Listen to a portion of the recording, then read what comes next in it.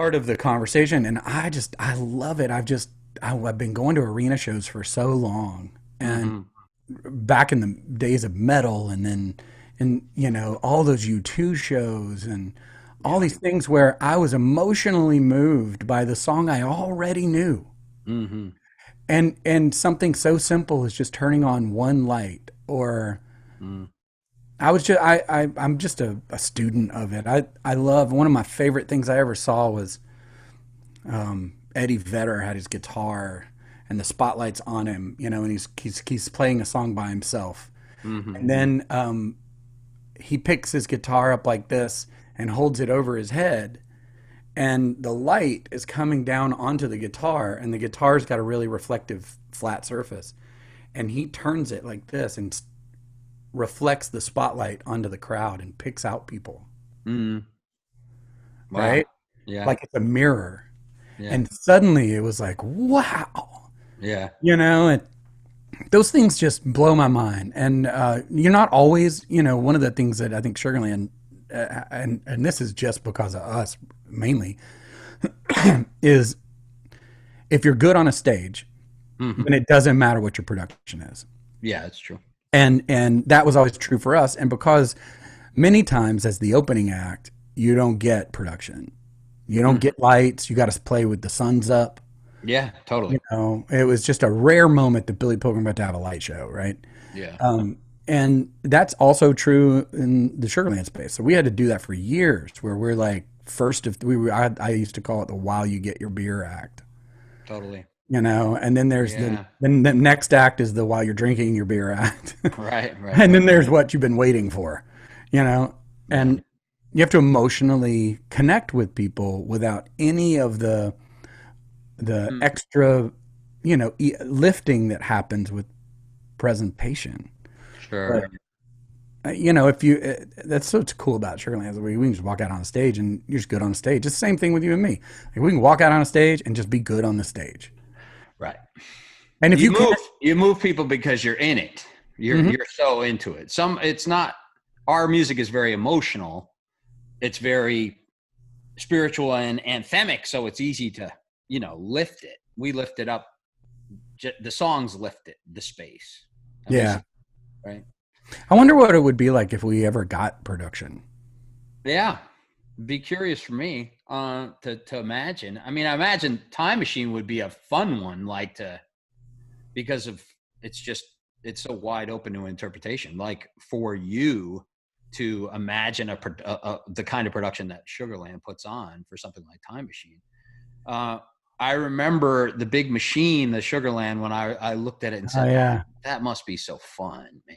And I Oh, knew you were behind that stuff. whew, that was Yeah. crazy. That was the craziest thing I think we've ever done. Yeah. I,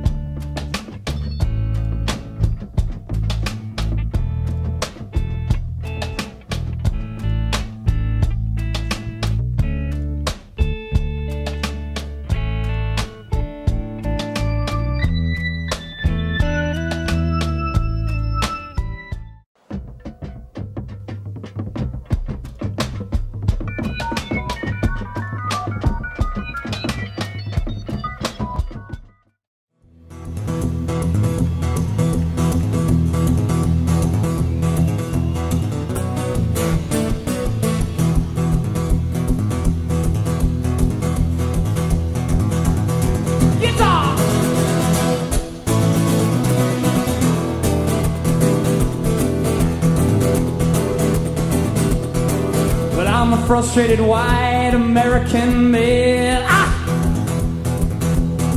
Yeah, I got myself a hammer, gotta find me a nail. This is the wine, women, whiskey song. Cruising around in my pickup truck. Yeah, I'm custom built, I'm four-wheeled, I'm ready to rock. This is the wine, women, whiskey song. This is the wine, women, whiskey, pool hall, barroom song. Guitar!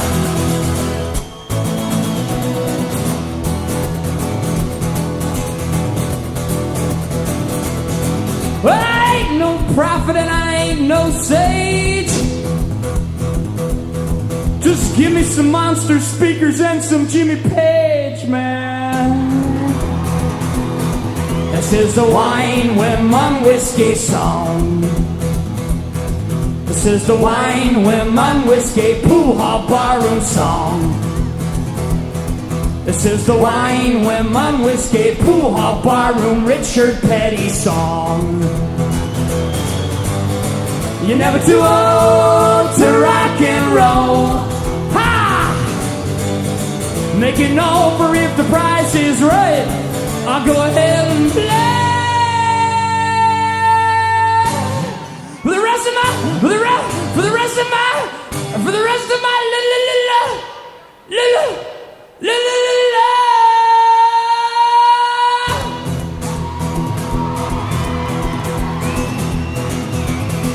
And when the levee breaks,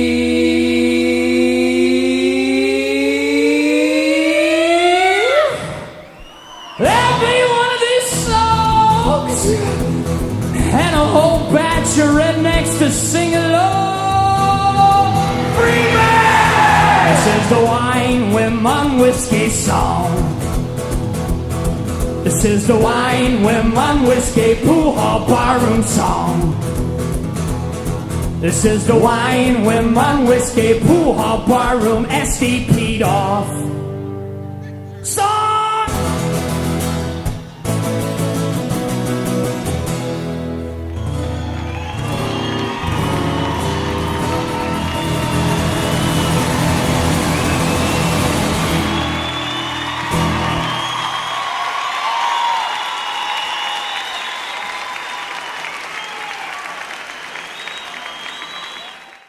Music is a spiritual ringing bell. It's a dinner bell to sit up to the feast of entering and changing and transforming your soul in your every moment going forward. I remember one show we had all these disparate, sometimes very strange experiences that come back to me. Like this one just came back to me. I haven't thought about it in so long. We were opening at a college for the Flaming Lips, and the sound went down. And they were like, they had a little hissy. They were like, we're not coming out. And you and I were like, we were about to go on or something. Like maybe it was sound check when this happened. And we're like, everyone's in chaos. Ah! And there's, 800 kids or 1,000 kids who are about to be in this, we said, we'll take them down in the hallway and we'll sing in the stairway. And we had like 300 kids sitting on the stairs, and we did a little set of a half hour, and that was our set. Do you remember that? Yeah. See, there is no failure in that at all. No. That's a total win. That's like those kids, like we created something out of nothing that they'll remember, and I still remember, and brings me joy. I mean, we had a whole bunch of that. And because of that, we were just starting. It's wonderful to be able to come back now and to realize and step into that joy that we expressed, and that people were along for the ride with us.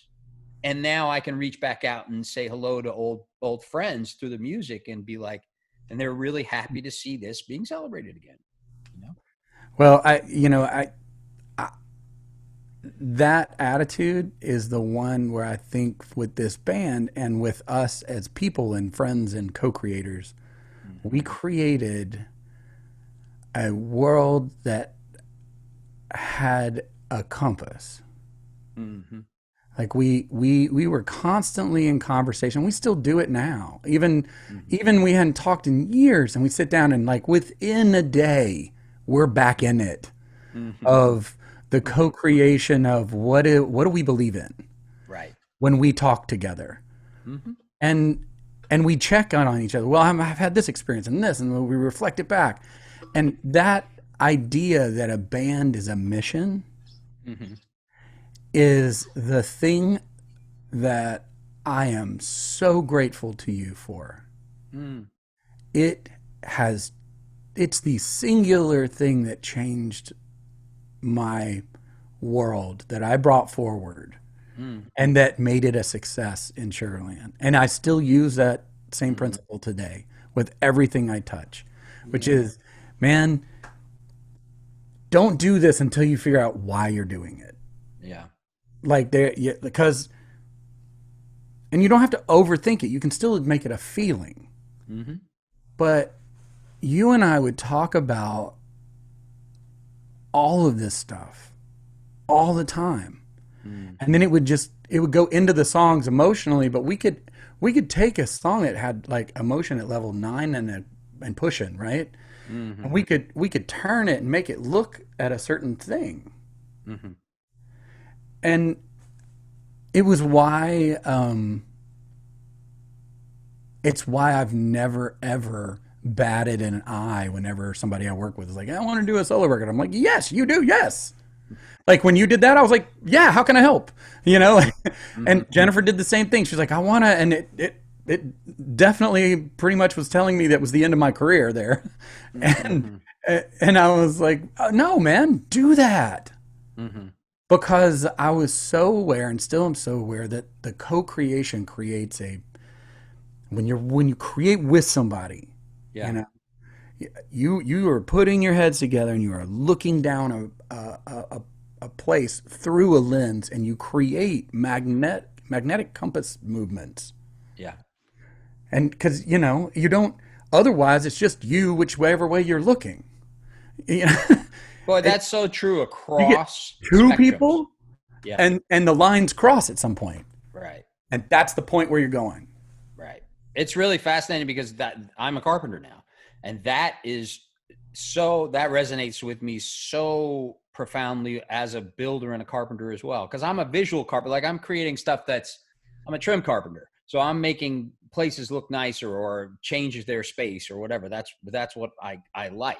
I like the design aspect of it. When someone else comes along and it's just me doing it, and I have someone else building with me, and we have 4 hands and 2 sets of eyes on the thing, the experience or the what's the word? The chance for transformation expands by like such an infinitely more of a degree.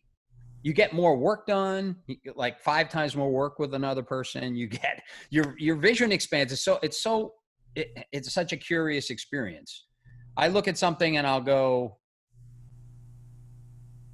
if it's a challenge, a lot of times I'll take a picture of it because I'm like, I can't figure it out right now. So I'm going to go do something menial for a second. I'll take a picture of it with my eyes. I walk away, I do a menial thing, and then I come back and the answer is supplied. Those answers, when you have 2 people at it or 4 people at it, you can build like, whoa, it's amazing the different, right? I mean, so that resonates with me in my space now, in my creative space in life as well. But as in terms of a band, which is such an ethereal, you're capturing words and thoughts and feelings out of the air, and you are translating them for an audience to feel the same thing. And my experience as a solo artist is I always have to get the music out, but the reality is it's just a lot more fulfilling in a band or with other people.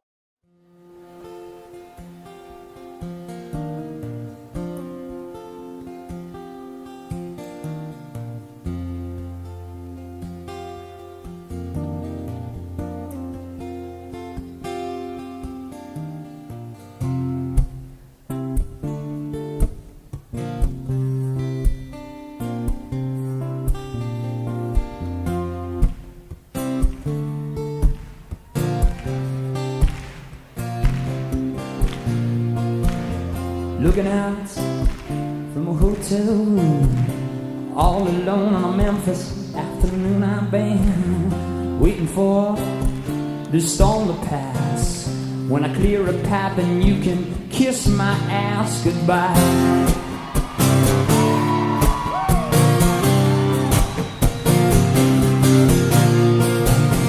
Walk the streets where Elvis lived. They ain't never gonna crown me king, no, I never felt that broken hearted. I left before things ever got started. They got me on a riverboat drifting down. Oh, muddy water, get me out of town. To that sweet Louisiana sound.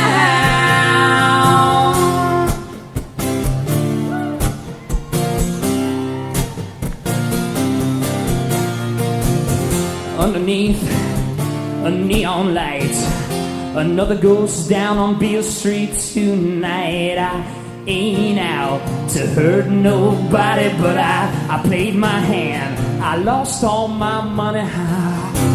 They got the dogs out after me. They're digging in the trash, but there's no scent of me. They got me on a riverboat drifting down. Oh, muddy water, get me out of town. To that sweet Louisiana sound. I belong in the arms of my love. By you, beauty, I've been struck, but I'm bound, I'm bleeding, dug in a hole that I can't get out.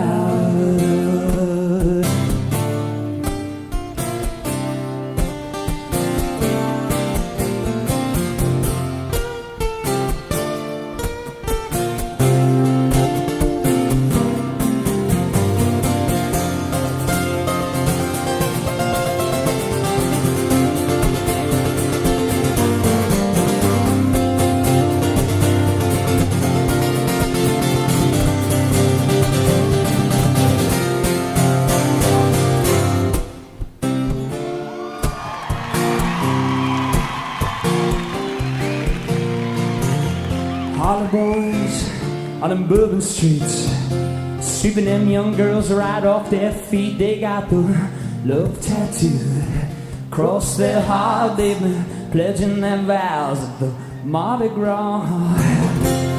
Turn the juke as loud as it can go, pack 'em in tight, this is our last show. They got me on a riverboat drifting down. Oh, muddy water, get me out of town. To that sweet Louisiana sound. They got me on a riverboat. Oh, muddy water, get me out of town. To that sweet Louisiana sound.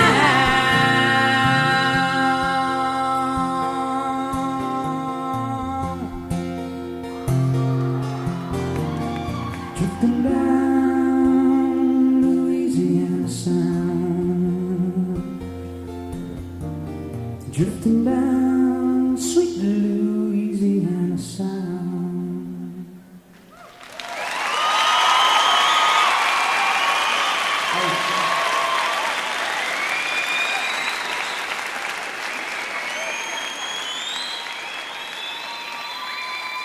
Thank you.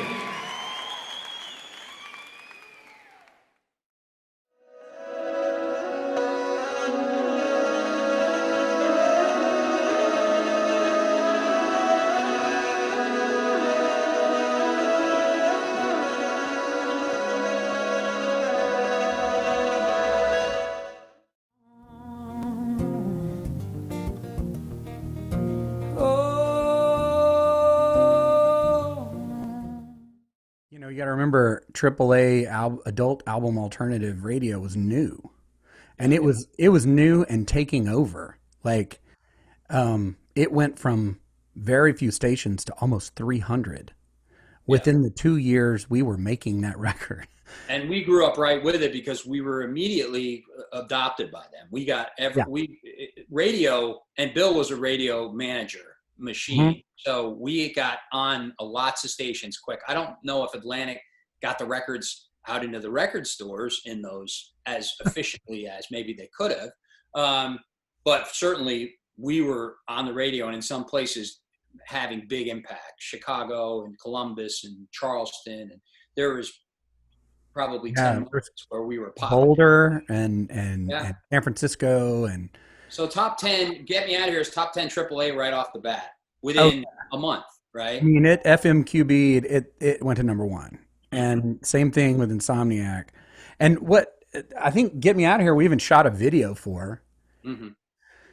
I think it might have been the only one on that record we shot a video for, and it Mm-hmm. was at the beginning of VH1. Remember, like Yeah. VH1 was barely showing up now Yeah. as a new idea to try to follow what's going on in radio. Mm-hmm. Um, and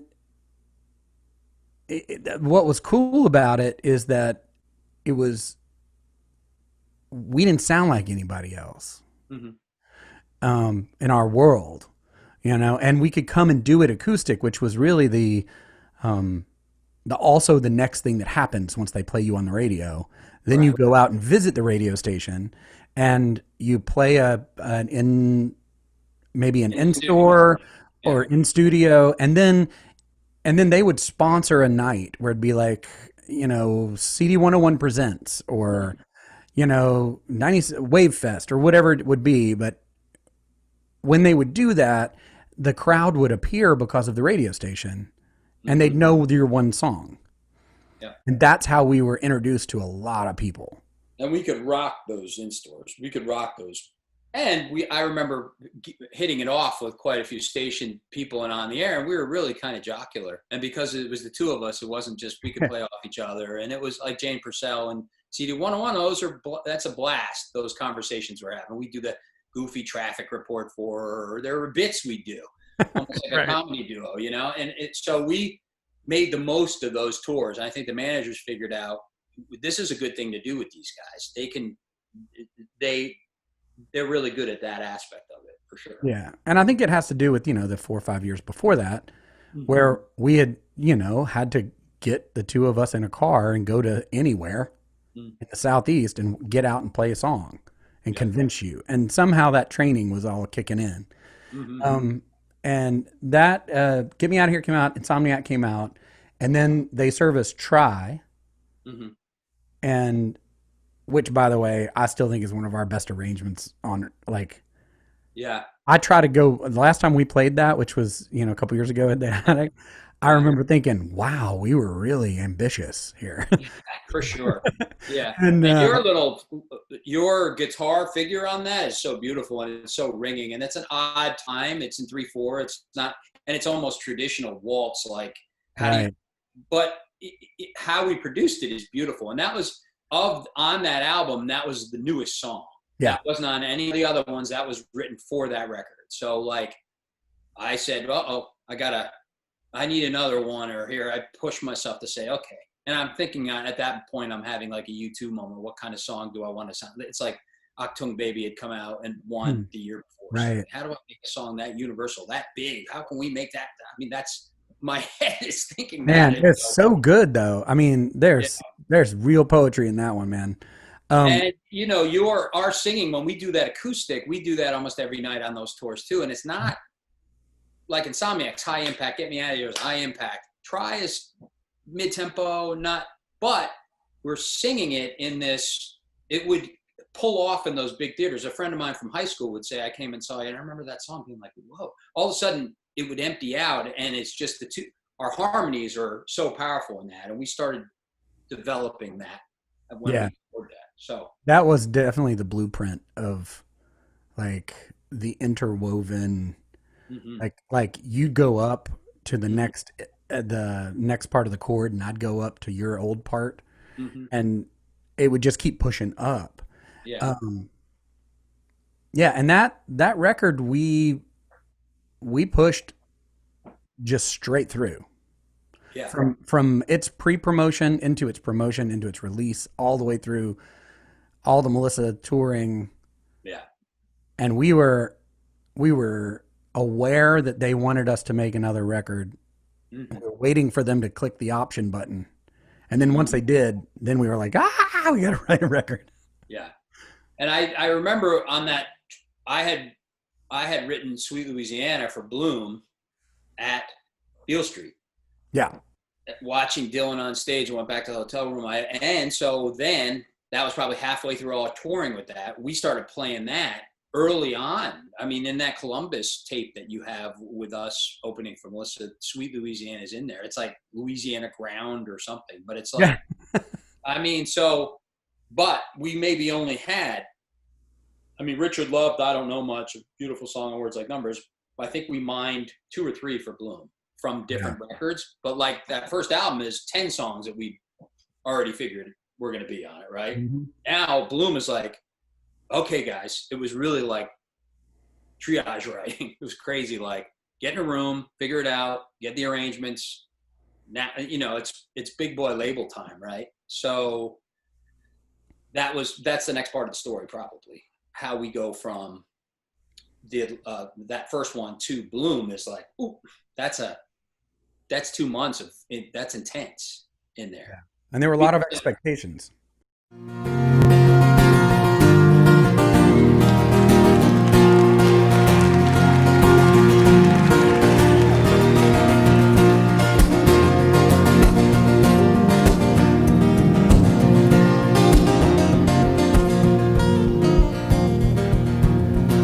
Just for the record, there she lays, shutting fur and patches and pulling at her face. I've been taking these things all night long, hoping it'll make me tired, hoping it'll keep me strong.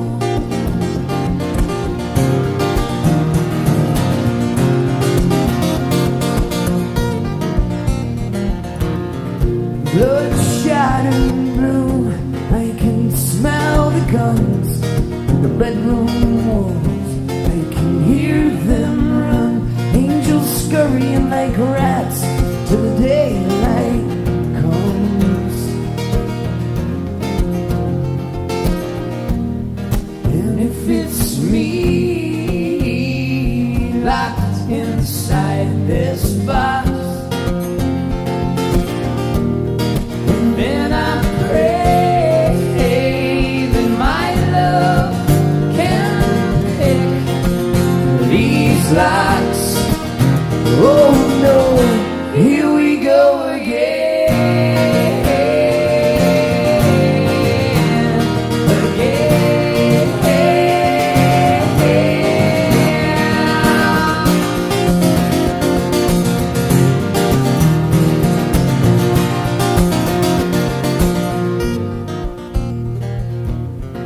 You try to untie the knots, the grace of a sailor and the will of a fox, both shaking like a leaf, both staring at the nights, both trying not to sleep, both trying not to fight. And it's nights like this when I'm scared to death, when the morning come quickly, will there be anything left? Here we go again,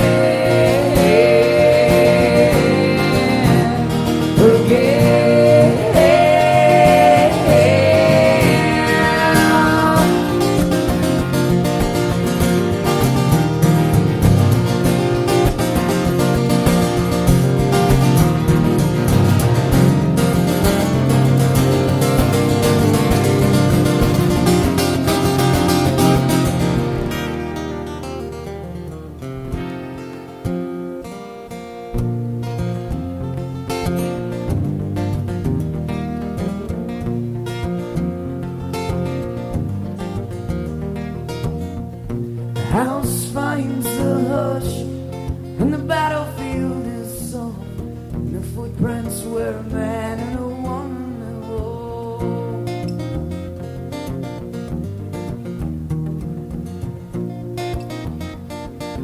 Man and a woman have walked.